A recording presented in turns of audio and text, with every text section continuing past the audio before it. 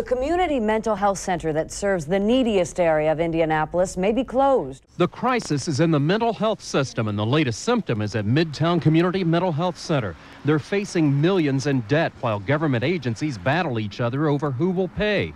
In the meantime, there isn't a resolution to this budget problem very soon that we'll be faced with having to close down Midtown operations. Midtown serves 8,000 people a year in Marion County, some like these for short-term hospitalization, others for walk-in mental health services. The vast majority of the patients cannot afford private care. The other mental health centers are already overloaded with their patient population, so there would be no place for them to turn. Wishart Hospital, which operates Midtown, can no longer afford the $3 million it's been contributing to the $14 million budget, and the State Department of Mental Health doesn't want to make up the difference. I love this place, and I don't want to see it go down. This is an inner-city support center for the chronically mentally ill. For a very nominal fee, they come here to improve, to learn, to build confidence, and to stay out of jail, out of the hospital, and off the streets. Most are poor, some are homeless, and all have been through the mill, and now finally found some sense of belonging at Midtown. Here we have groups that we get together and we could talk about drugs or alcohol. Then we have groups where we could talk about daily living. After I got out of the hospital, this group and others like it here have helped me keep more or less a solid ground on substance abuse. It's not just the support center or counseling that's in jeopardy. It's the little things that for people who have nothing make all the difference. Among Midtown's many services is the community mobile team that reaches out with its help. It may not seem like a lot, but today, for instance, the team is distributing donated baked goods to another community center where clients may help themselves. The team and the centers are part of Midtown's 20-year history and now part of the multi-million-dollar deficit that threatens its existence. In downtown, Marilyn Lease, 6 News.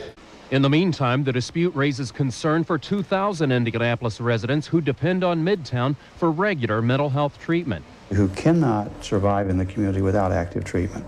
And these patients without our services would very rapidly become problems for us in terms of being homeless, in terms of ending up in jails.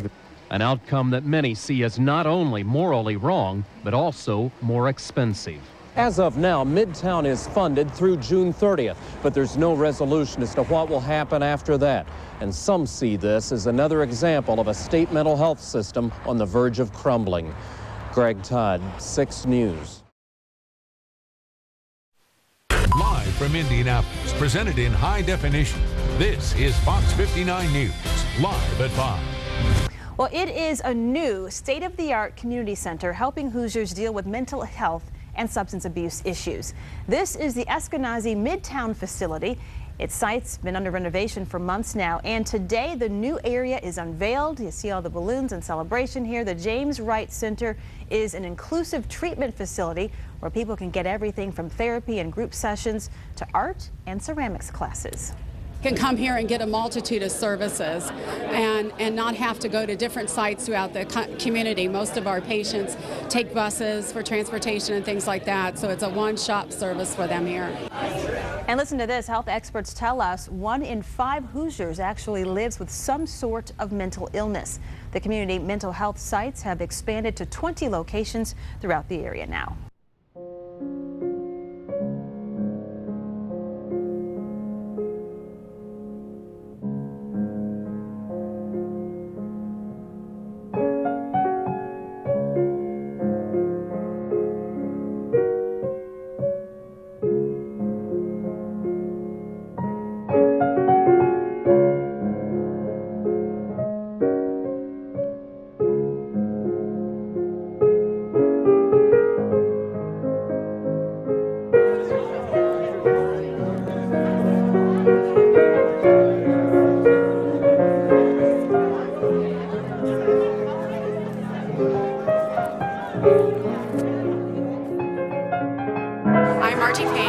I'm the CEO of Midtown Community Mental Health Center.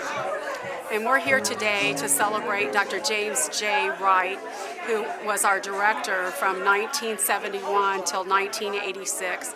He was our director of the Community Mental Health Center and really our visionary for what the mental health center is today. All right. Well, thank you for all coming today to this wonderful event. Dr. Wright used to come up on the inpatient unit all the time, and I was a nurse on the inpatient unit at the time. And he would always come up and say, how you doing? What's going on with your family? He knew about your family. He knew about everyone's family that worked on the unit. He wanted to know about the patients. He would know the patients' individual names. He would want to know about them, how they were doing. Was there anything that we needed? One year we messed up our Christmas tree, and it was like down to the wire. And he said, I'll go out and get you a Christmas tree today. You know, he always wanted the patients to feel comfortable and very supportive. In 1968, the Wishart Department of Psychiatry, chaired by Dr. Bill Painter, who later became CEO of Wishart Hospital, obtained federal and state monies to open up Midtown Community Mental Health Center in 1969, the first to be certified in the state. There was 90 inpatient beds, if you can believe it, at that time, and Dr. Wright became the center director in 1971. By 1979, 10 years later, Dr. Wright, Midtown, had established 3 neighborhood clinics, mental health clinics, had begun providing addiction services with Cassie, and initiated the Child Adolescent Services. Midtown employed 250 staff and had a budget of $4,700,000 and 63 inpatient beds. We cut 30 by being out in the community. A lot to accomplish in 10 years. My name is Denny Jones, and I've had 2 stints at Midtown from 1969 to 79, where I started as a social worker, worked with Dr. Wright initially as a part of his clinical team, and then I became the administrator for the last 3 years from 76 to 79. And then I came back as administrator in 1994 after having become mental health commissioner in Indiana and then Texas, and came back to be administrator and then the executive director until 2003. At this time, I would like Denny Jones to come up and speak. Did I get that right?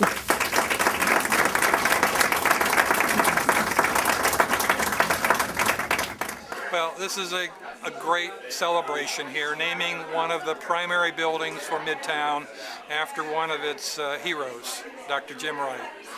And I say that because he was my hero.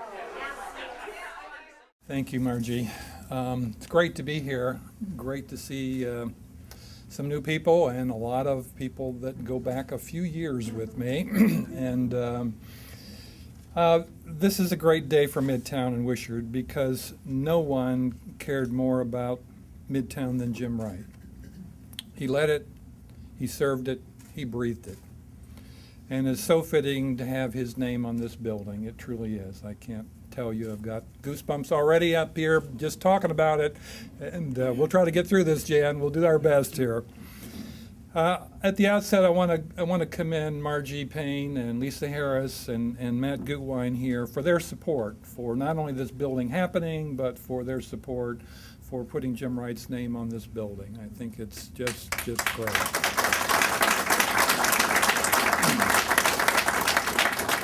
All of us remember our first boss and how vulnerable we felt with our first boss.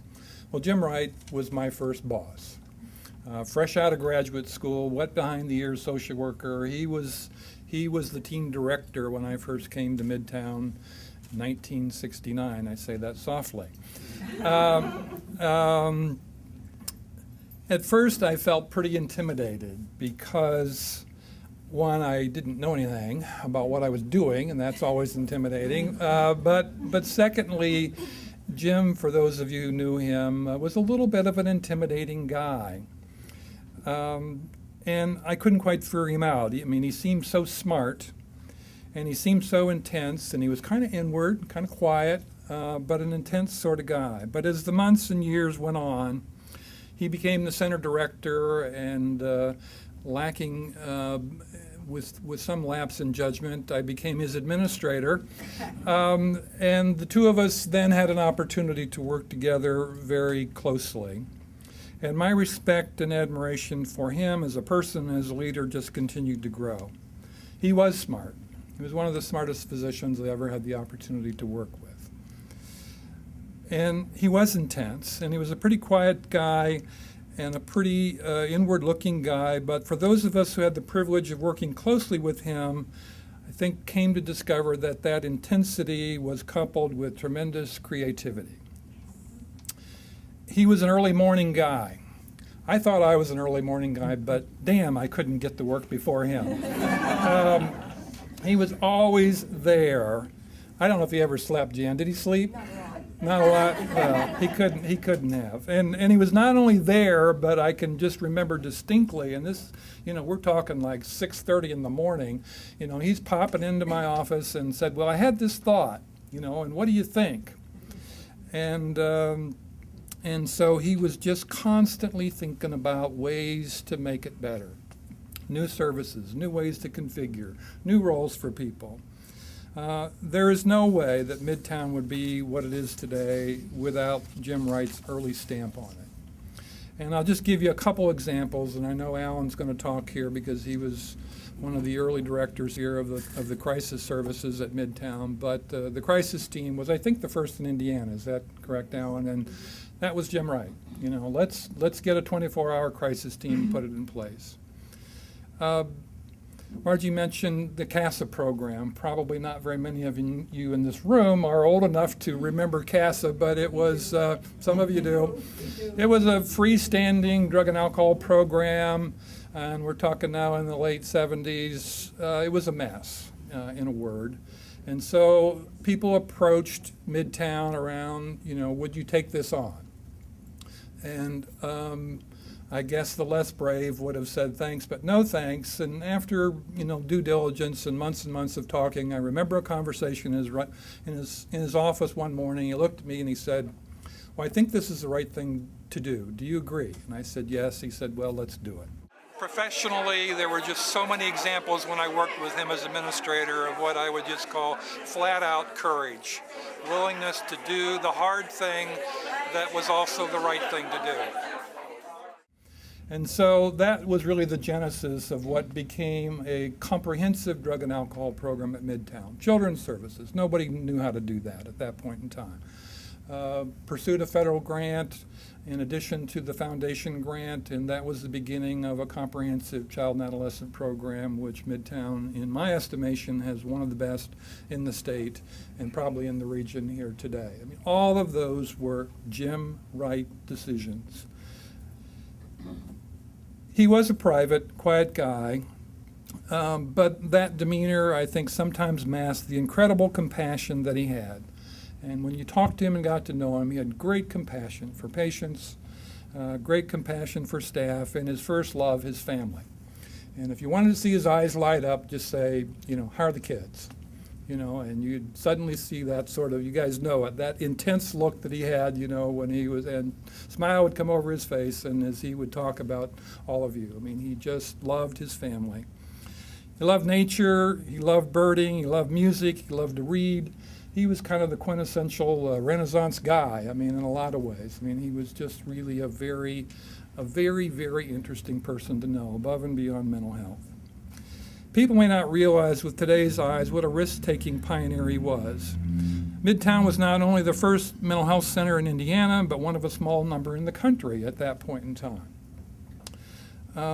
In 2000, when I went to D.C. to work there for the federal courts, I met a guy by the name of Jonas Morris. And Jan, you may remember Jonas Morris. No? Okay. He was the first executive director of the National Council of Community Mental Health Centers, a very small group back in those days when it took charge. And when I mentioned, and we got to talking about Midtown and Jim Wright, and he just couldn't stop talking about Jim Wright and saying what an inspiration he was in those early days, and not only for what he was doing in Indiana, but what he was doing nationally. And so for a psychiatrist at that point in time to stake their career and their reputation on this new model called community mental health centers, which seems so old and so well developed today, well, I can assure you it was not at that point in time. And it was not the kind of thing that somebody who wanted to have a safe psychiatric career would get into. They just wouldn't do it. He did it. He was incredibly brave, I think. He loved Midtown. He loved the challenge of finding ways to serve people, usually poor people, no matter what it took. And beyond all that, he had this great sense of humor. I don't know if I'd call it a dry wit or a wet wit, but it was a wit. And when he'd get tickled about things, his whole body would just kind of shake and laugh. I mean, I can still remember him sitting there, and and he'd laugh at himself, and he'd laugh at other people, but he just had this great sort of infectious laugh. I loved his sense of humor. I just thought he had an incredible ability to laugh at himself and to laugh at the world around him. So many funny stories, and we don't have time, but I would just say driving was not his forte. Staff used to draw straws about who had to sit in the front seat with him whenever we would go anywhere, and most everybody had stories to tell. I mean, one of mine was getting out of the doctor's parking lot. Somehow the gate came down right on the top of the car, and I was out there, putting that under my shoulder, trying to lift that sucker up so we could get out of the parking lot. And another time, we're going the wrong way up a parking garage. I thought, I'm going to die in this parking garage, because we're going the wrong frickin' way up here. And, any rate, there's a common theme there, which I guess tying some of that together, as in his driving and his leadership style, which is that with Jim Wright, strap on your seatbelts. You never really quite knew sometimes where you were going, but you always knew it was going to be interesting. Because he was taking you somewhere, and it was going to be a good ride. And people who have ridden with him do remember that, don't they? Was he that way at home? How'd you all live? I did most of the drive. Yeah, okay. God. So he was, in my experience, just a very unique blend of energy, commitment, compassion, and creativity. Organizations become what they are for a lot of reasons, but great organizations only become that way with great leaders, and that he was. April 17th, 2001 was a sad day for all of us. We lost a truly unique man. But today, with the naming of this building, gives us an ongoing opportunity to celebrate his life, his passion, and his vision for a mental health center that just has to keep getting better and better, because that's what Jim Wright was about. Thank you very much.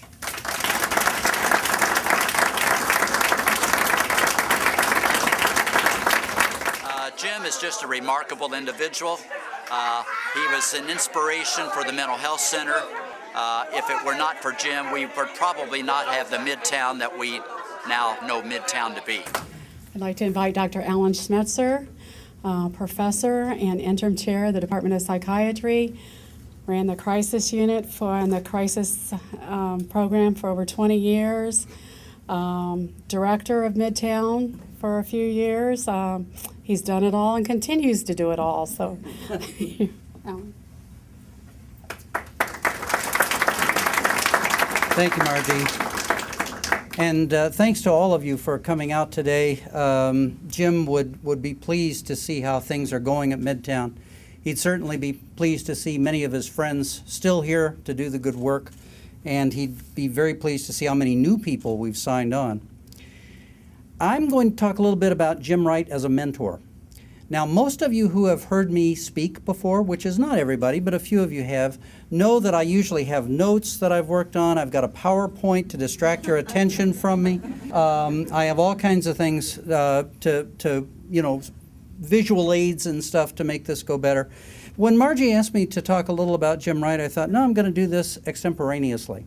So bear with me. But I could talk about Jim Wright all day, so I don't figure I'll have a big problem. My biggest problem is going to be sticking to 5 minutes.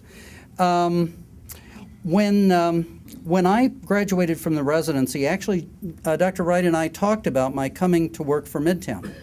But I really thought I knew better. I went out into private practice, which was supposed to be, the epitome of psychiatric practice in those days. How times change. my group was a pretty volatile group. It also was pretty forward-looking. We were trying to do community mental health from a private practice base and do it as well as community mental health centers. Maybe better, according to the guy who was running it. Well, that worked out not so well. I was able to stay with that group for about 3.5 years. And then I came back and had the same conversation with Dr. Wright over again, because I had found out in late October that I wouldn't be working anywhere starting January 1st. So I was mostly just looking for a job. Hugh Hendry actually said, I think Jim Wright's got a position over there because we've got one of his faculty who's coming back to do a child fellowship, so why don't you go talk to him? And I didn't realize that actually I wasn't going to get a job. I was going to get a postdoctoral course in community mental health, because Jim Wright had lots of ideas, lots of creative ideas, but they all revolved around what can we do in the community, what can we do for the people who need services, what can we do to further the mission here at the hospital and really take care of all of people's needs, the psychiatric as well as the physical. So Jim would come to me just like he did with Denny. Denny had left shortly after I came. I don't think those two are related. But he went on to bigger and better things. Although he came back to Midtown. So maybe it wasn't bigger and better things. Anyway, so one of the people that Jim would come to, and I think he came to a lot of folks around the center to bounce ideas around with. One of the people he came to was me, because he figured, well, the crisis unit's kind of an amorphous thing. And I started out just being a general psychiatrist, but pretty soon Jim realized that my best work was with emergency situations and crisis, because problem solving was something that I enjoyed doing. And that's what emergency psychiatrists do. We problem solve. That's why we get pushed on to be administrators as time goes on, because that's what administrators do, right, Denny? They problem solve. So he would come around, and of course I was in the crisis unit a lot of times from like 7:30 in the morning to meet with the residents for morning report on through about 6 to sometimes 10 o'clock at night. So he had lots of opportunities to come to me with ideas and thoughts about, maybe we could do this. Do you think you could get this done through the crisis unit? You guys are having a lot of patients piling up on Friday afternoons from nursing homes. What about an older adult program? You've got all these folks coming in and they want chemical dependency treatment now, and we don't have anything to do for them. Can you come up with something to do for them? What about detox or something? Can you do an outpatient detox? And it was just idea after idea, and we'd start them and we'd get them going. How about services for domestic violence? How about something down in the jails? Because the jails are bringing people in too, and they're just stacking up in the emergency room, and then they ask us to come see them. Why don't we see them down there and do something ahead of time? So all of Jim's ideas had to do with community mental health. If you stop and think about it, it was all ways to provide people services where they were at the time that responded to the needs that they had at the time. And I learned a tremendous amount from that. Jim would ask us if we would be willing. You know, it was never a matter of you will do this. It was always getting us inspired and excited enough to do it. And it was kind of hard work sometimes, but you know, with that inspiration, it really didn't feel like it. I enjoyed those years with Jim, and when Jim stepped down as the director and I took over as the center director, he continued to come back to me with ideas because we kept him on. We weren't going to lose that expertise. He continued to work at Midtown, a contract with Central State Hospital to get patients out of the hospital and into Midtown programs more quickly. The ones who had been there for 15 years and nobody thought they could get them out of the hospital. You know, Jim would take care of those patients out there, and we would get them out of Central State Hospital, and we would get them into Midtown programs. So there were a lot of things that Jim taught me how to do, and mainly he taught me to be positive and to keep working at it. Because over time, all the impediments will go away if you just keep at it. And that's what we've done at Midtown, I think, over all these years. We've muddled through sometimes. Sometimes we had a pretty good plan, I think, thanks to Dr. Wright. But every single thing that he wanted to do has been successful and has spun off into a larger program. And now Margie's telling me about a budget that I wish I'd had when I was there. But you can just see Midtown continuing to grow and to sort of be a beacon in the community. I always say that Wishart, and now it'll be Eskenazi Health, thanks to Sid and Lois, but that this hospital and this community mental health center are the safety net for the Indianapolis community. If we were not there, I don't know what Indianapolis and Marion County would do.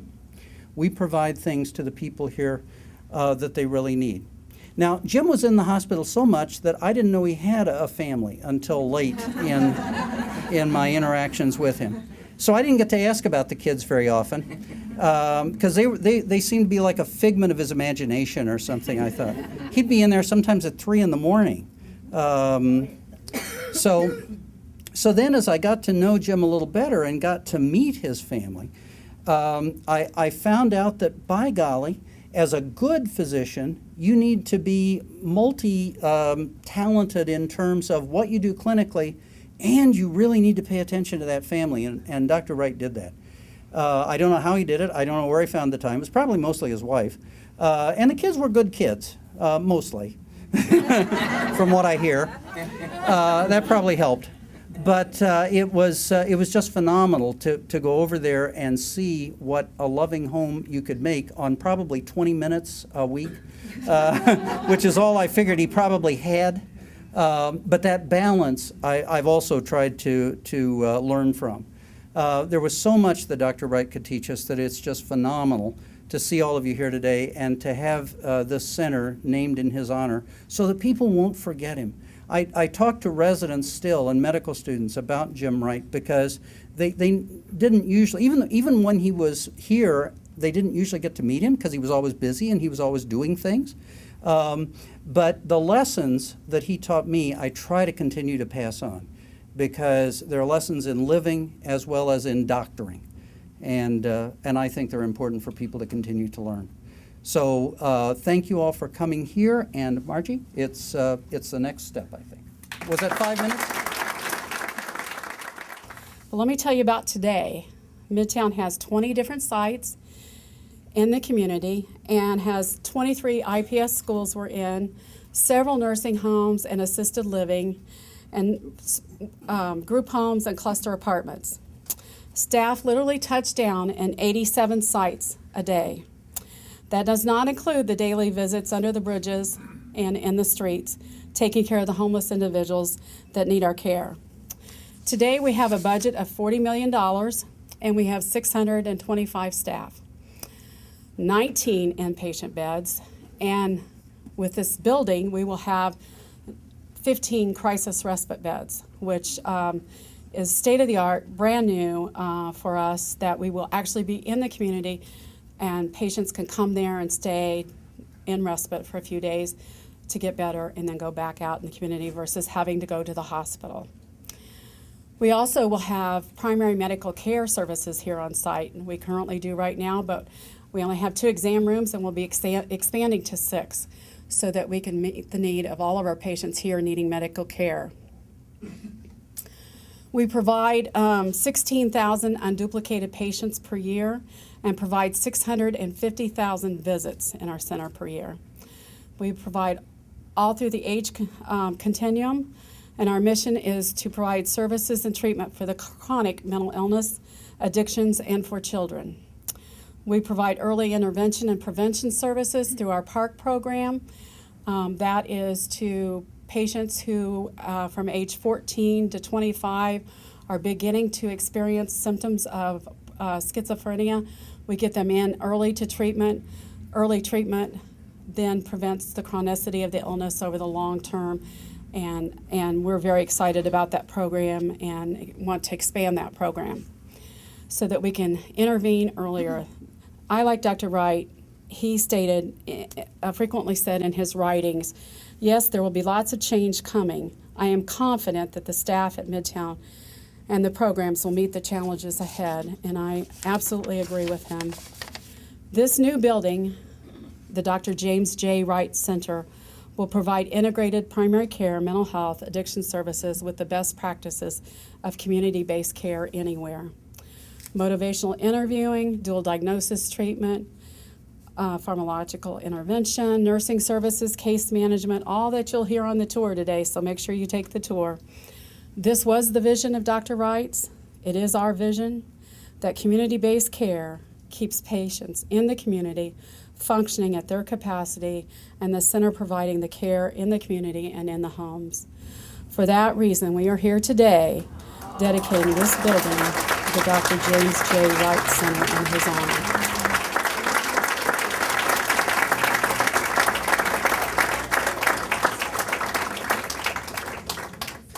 So I'm John Wright, for those of you who don't know me. Seeing Dr. Schmetzer reminded me when I was last year of med school and I got to do a month of psychiatry. And I was so proud because I got an honors for which is the highest possible grade. I was, went home, told my mom, I got an honors. Like, she goes, oh, who was your, whatever teacher mentor? And I go, Dr. Schmetzer. She's like, well, of course you got an honors. Thanks. All right, fine. So anyway, it was great. In med school, I did get to see that other side of Dad. It was really a pleasure to, have that experience. And really, I just want to say thank you all who dedicate your lives to mental health, because I see it all the time in my neurology clinic, and those people are sick, need help. So.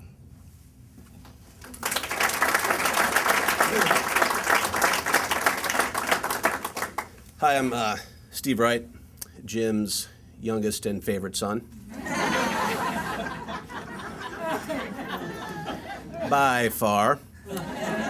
And basically, I'm just going to tell a quick story. When my dad was about 10 years old, he was in his car, and his dad was driving. And my dad, loved nature, and he loved butterflies, and he collected butterflies throughout his life. And they were at a stoplight, and he saw a zebra swallowtail, which is very rare, and he jumped out of the car and just started chasing it. And I can imagine his father hearing the door open and close, and just seeing Jim run away with this butterfly net. And I guess I tell that story because, I think he was just very passionate, not just in his career of helping people, And I think, possibly starting with his love of butterflies, he did have a love of nature, and he would get up at the crack of dawn and go out to Eagle Creek Park, binoculars around his neck, guide to Indiana birds in his pocket.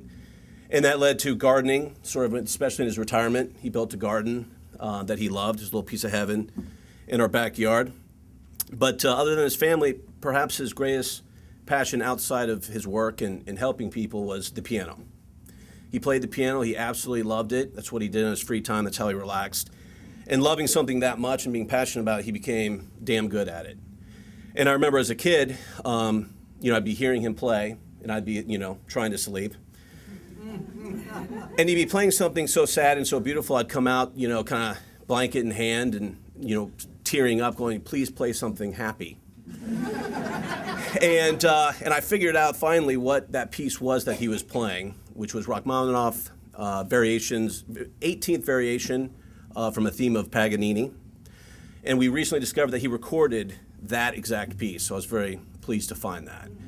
And so he also recorded several other things that he played, including all three movements of Beethoven's No. 2 Concerto, which is a hell of an accomplishment for an amateur piano player. But he definitely filled our house with piano music when he was around, and it was fantastic. Speaking of which, we have CDs of him playing the piano. It's about 42 minutes, multiple tracks, including all three movements of the Beethoven's No. 2 Concerto. So yeah, please help yourself to a CD. And I'll close out by saying, towards, when my dad was retired, I started writing little short poems for him. And one was, if I can remember it, Dad, when you die and become all-knowing, you're going to be annoyed at me for a lot of things. My only savior is you're going to be twice as annoyed with John. Thank you very much. This has been an honor. I really, really do. Thank you very much. There's so many things I could say about Jim. Most have been said. One of the reasons he was a bad driver. He never could keep his mind on the road. He was always thinking. You say, come back there, Jim. So we finally got to the point where I did the driving. Because sitting on the other side like this all the time, it was easier that way. And he enjoyed it. He really liked being chauffeured around. The other thing I want to say is, you covered the music, you covered him. I watched him for years, and I have to tell you, he deserves this today. I saw him from home. I didn't come to work. I didn't believe wives belonged at their husbands' jobs. So I stayed away from there. But I was with him at home all the time. We talked every night. And by the way, he did have time for the kids. I don't know how he did it either. Fortunately, he didn't sleep much. But he would come home, and first thing he did was spend time with the boys. And then I got my turn. And we would always sit out on the patio, talk about what had been going on that day, have a Manhattan, his favorite drink, so forth. So it was, and then he would, fortunately, since he got up early, and I didn't, he would go out into nature. And then he'd come home about the time I'm getting up. He'd have bugs and anything you can find out there, he'd bring home. Sometimes it's kind of creepy. But he liked indigenous plants, so he would bring those home and they would be planted in the yard. So it was a really wonderful life. It was great. But he was busy. And the one thing I'll never forget is tax time. He would do his own taxes, which was a regret on my part. And he would come out, he'd go back in his study, and he'd be working on all this stuff. And I would be somewhere, maybe on the patio having a cup of coffee, who knows. But he would come out and say, what is this check for $29.33 for? And I would act concerned. I mean, because this is tax time, and he was serious. So I pretend, I say, oh, I'm so sorry. But to myself, I'd say, how in the hell am I going to remember a check I wrote 6 months ago? But anyway, we got through those tax times. And when he wasn't doing our taxes, he was working on budgets. But I do want you to know that next to us, and he was a great dad. We didn't talk enough about the kinds of things that he did with the kids. And so we talked about the kids. Every Friday night we went out to dinner and went through the kids, where they were, whether they needed something special from us, that sort of thing. But next to that, Midtown was his love. And he spent lots of time talking with me about it, thinking about it, working on it. And since he got up so early, I used to say to him, why don't you go back to sleep? And he said, well, I'm thinking. And so I said, why don't you just try not to think and roll over and go back to bed? But he didn't do that. He didn't need much sleep, and we were all in bed. I was glad he went to work, because I didn't want to talk to him at 5 in the morning, love him or not. But anyway, so I want to end by saying this. I thank all of you for what you do for this community. A lot of people may not appreciate dealing with the needy of the community. Not the people way up on North Meridian and so forth and so on, but the people down here. Not enough people care, and not enough people probably appreciate what you do. But I want you to know you are my heroes. You really are. Thank you so much for what you do. We all really do appreciate you.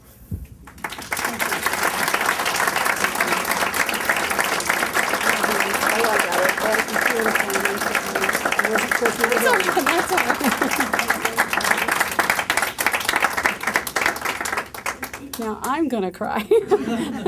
Okay, anyway, please take a tour of the beautiful facility. Again, I can't thank all the staff that's helped to make this happen, and their hard work, and to Lisa and Matt and their total support of mental health and addictions. I can't thank you enough, and it makes my job very easy. So thank you, everybody. So this is our largest clinic within Midtown. We serve about 2,500 clients throughout all programs here at this facility. we do provide about 15,000 services on a monthly basis between all the different programs here. So it's a very busy High place. volume.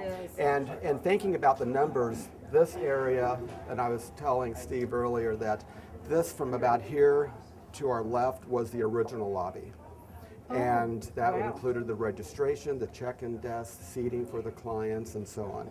So having this large of a lobby is just really phenomenal for us, and letting our clients have more space. And, so great. Less institutional feel and more warm and collars and things This like building that. was originally a nursing home. And so when we first took it over about We've been here right over 7 years ago, we then took it, as you'll see on the upper units where all the beds were, but we took it and did some renovations then, but didn't do as major of a project until just this one that we're just completing now. This was major, yeah. This is where somebody would check in when they come in the door for information, and then we have our registrars over here, which again doesn't sound like you would expect that to be anywhere, but we had nothing like that before. We actually had them back in little offices where people had to come out and go get them, so we look like a real clinic now. So we're really excited about that. I'm impressed. Jim would love it. He would love it. He would love it, yeah. We were so excited because we were able to take services that we had lots of services divided between two buildings and other services just splattered throughout. And for the patient population that we service here, we really felt like it was best to have one-stop shopping and everything within the same environment, so a person can come and get anything they need as far as their psychiatric care. And as of lately, we also now have a primary care clinic so they can get their physical medical needs met as well. So we have our own pharmacy, as you'll see, and everything that's right here. And that's so important for somebody that has thought disorder issues, because they can't think through the processes that you and I maybe do, especially when they're in their more acute state. So it's a really exciting thing that we were able to pull everybody together. But we're excited that we can have this and finally have it looking like a really warm, friendly place to come to. About 130 staff work out of this building.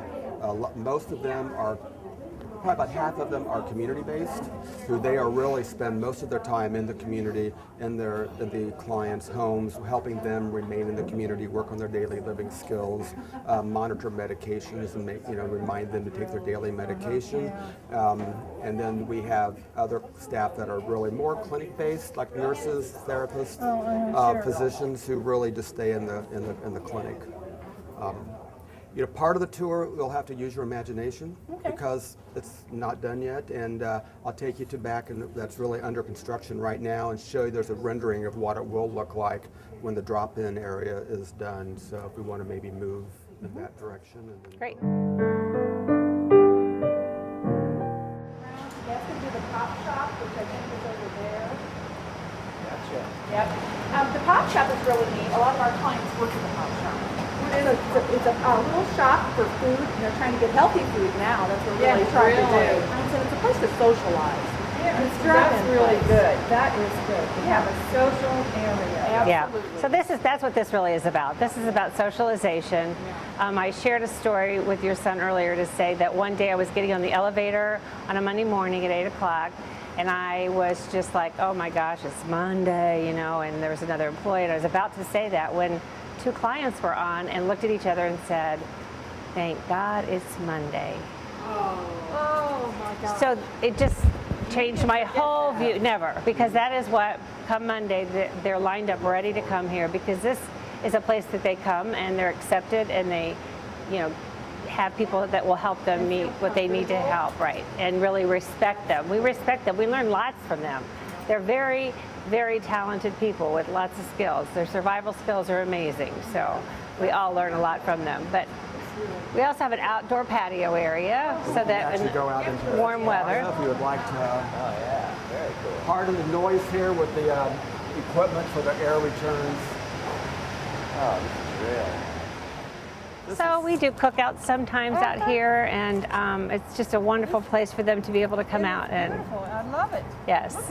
So we really like it out here, because again, the people need fresh air, and so most of our people, a lot of our people walk to the clinic or take the bus to the clinic, A few drive, but by and large, a lot of the people come here Well, either that's by. the nice thing about this location. It's wonderful, right by the bus. Yes. Buses.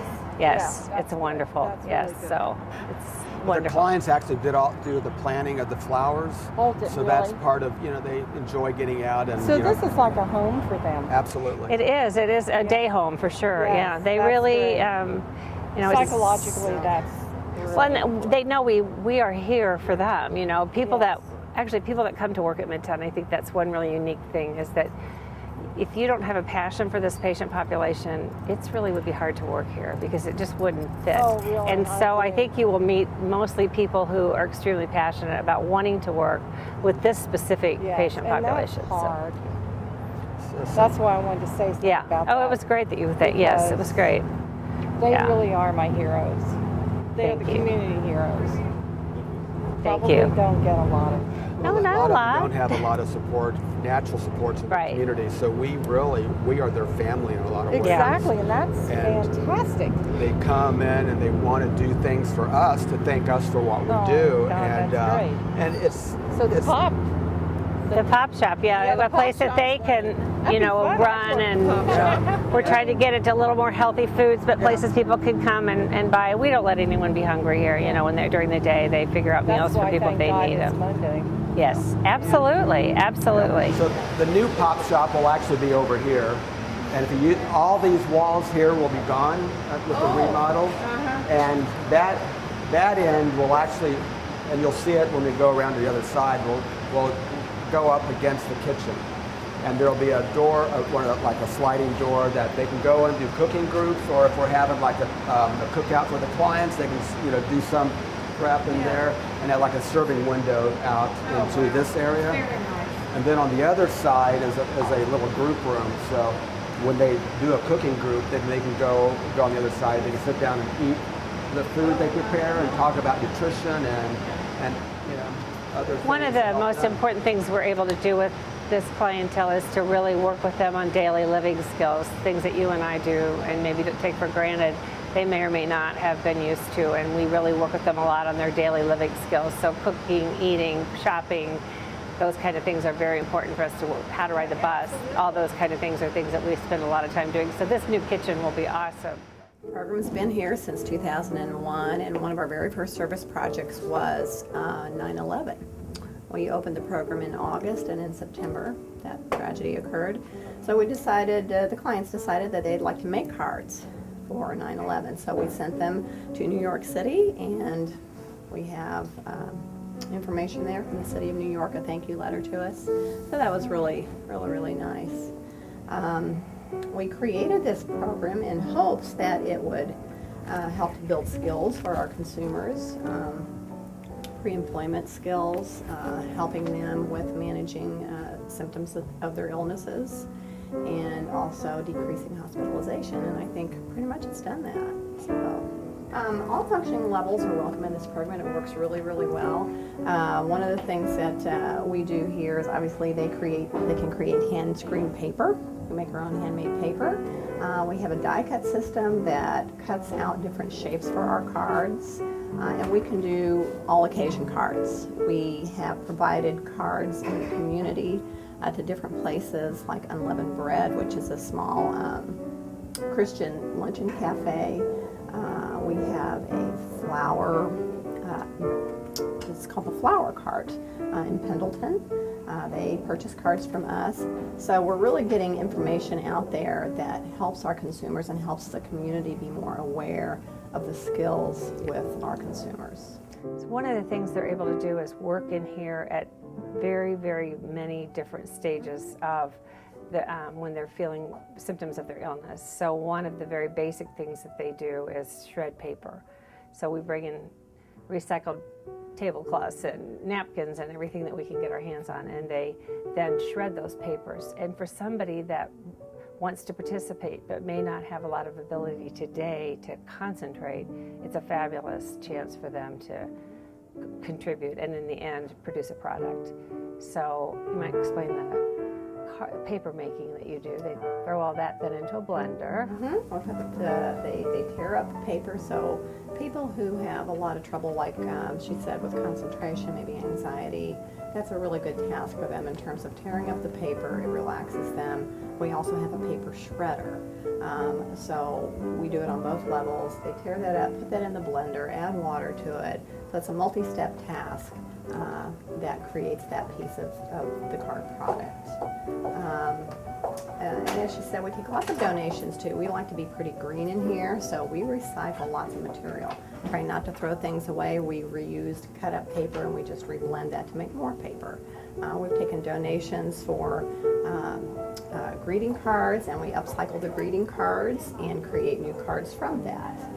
A lot of creativity goes into our cards, and we encourage that and inspire that, hopefully, in our clients to be creative and use that art process for themselves to increase their own coping skills. So as you can see on this card, they have an example of this is the actual handmade paper that they've cut with a die cut. This piece here. These are all different pieces that they have decided to put on there with the stems. So they have, a lot of times they have examples sitting out that might give them an idea, but each and every card can be their total creation. All those cards that they made. Yes, yes. Amazing. As you can see, they're all very different. Oh my, they're beautiful. I love them. Once again, this is our ceramics program here at Midtown.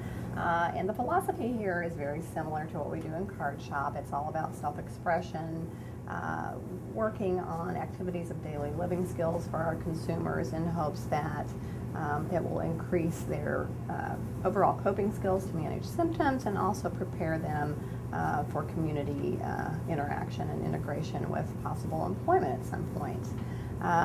And here we do all hand building of clay.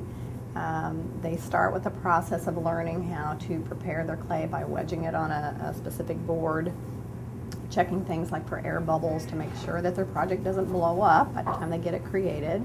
And they go through several steps of learning the process of creating different pieces of clay of their choice. That's really encouraged for individual design. They'll learn coil work, they'll learn how to create pinch pots and go from there. And as you've seen on the shelves, there's just a variety of different projects that they can make. Some of them are very functional pieces and some of them are very abstract. So the other part that I encourage is that they continue to pursue their creativity in hopes that they'll put some of their artwork into our Midtown Summer Art Show, which is coming up in June this year. So I can have a total number of 8 people in here at a time. That seems to work very well. And again, the functioning levels of folks does not matter. They tend to interact quite well with each other and are very supportive of each other. One of the advantages we have here is to have our own pharmacy, and so that patients can come to get their prescriptions filled right here while they wait. And it's very important in that they don't tolerate a lot of frustration sometimes very well, and bigger pharmacies in hospitals are very difficult to maneuver. So we're really excited about the fact that from all over our center they can come here to get their medications. There are multiple programs in the clinic.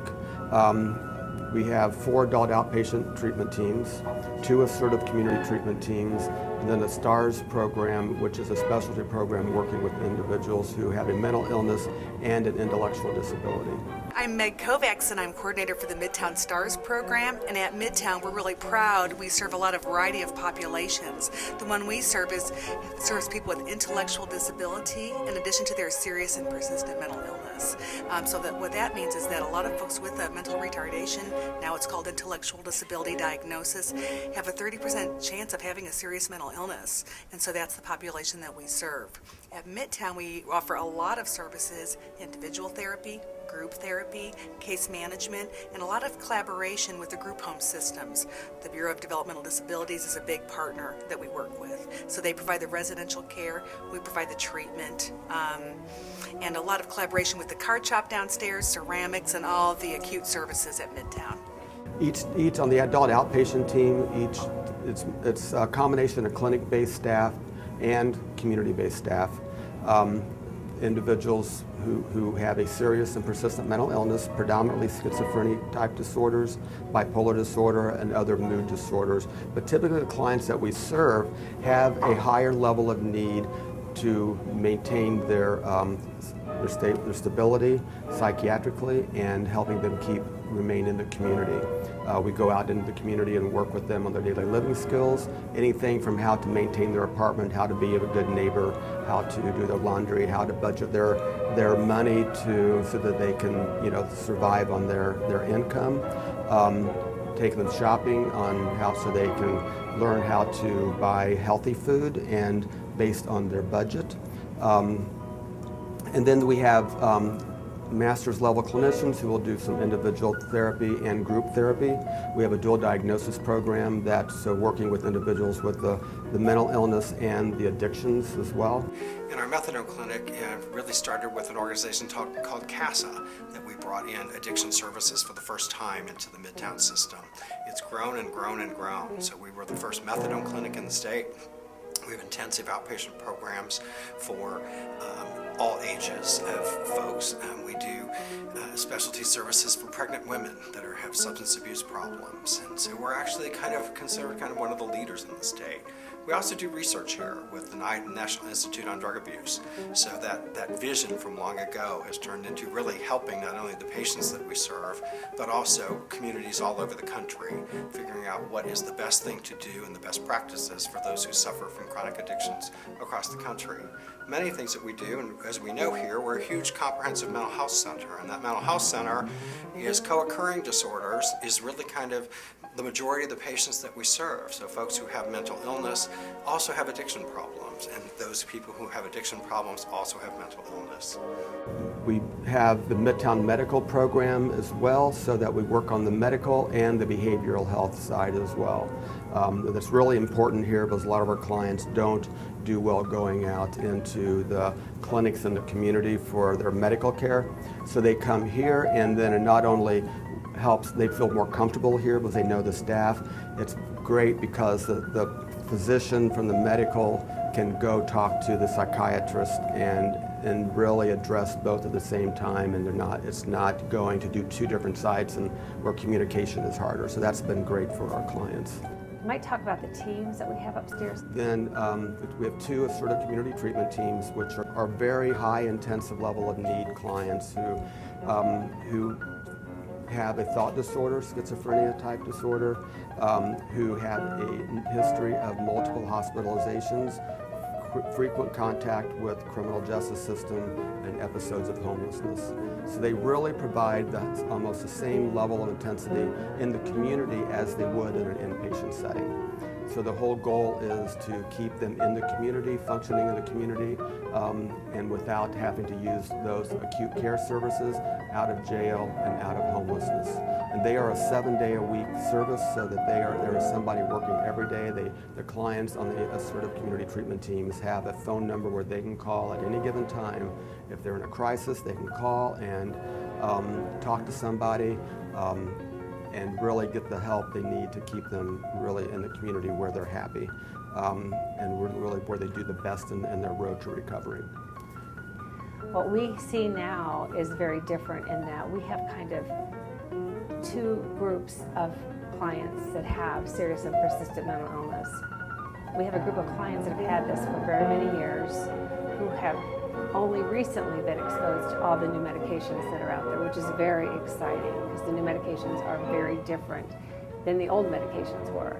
And so people that took the old medications, really every time they decompensate, their functioning level comes up less. So they'd have a decompensation and they wouldn't quite reintegrate as high. So really there's a group of people that you really notice that they have a mental illness by almost their appearance or their language or their ability to function.